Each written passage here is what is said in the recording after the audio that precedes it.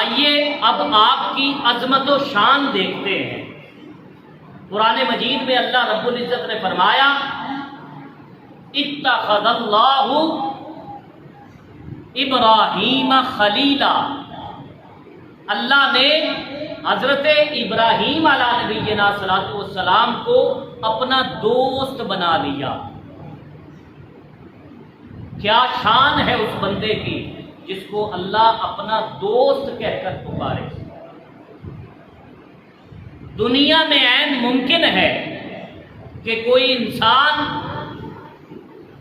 دھوکے سے کوئی عہدہ حاصل کر لے،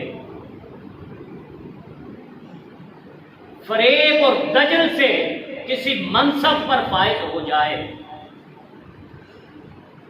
اس کے اندر وہ صلاحیت موجود نہ ہو، لیکن دھوکہ دہی سے اور فراڈ سے وہ اس عہدے اور منصب پر براجمان ہو جائے۔ لیکن اللہ کے دربار میں دھوکہ نہیں چلتا۔ دنیا میں بڑا بننے یا بڑا عہدہ حاصل کرنے کے لیے دھوکہ چل سکتا ہے، لیکن اللہ کے دربار میں کوئی دھوکہ نہیں چل سکتا۔